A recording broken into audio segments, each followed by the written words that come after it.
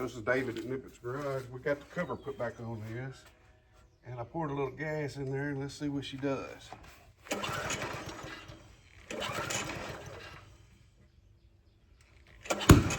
Uh-oh, fire! Fire in the hole.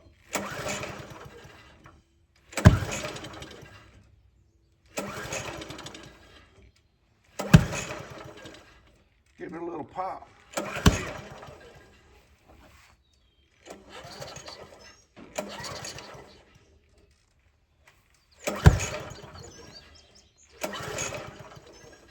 Seen a little smoke.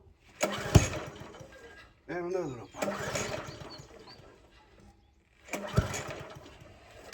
Well, let's try something else. Be right back.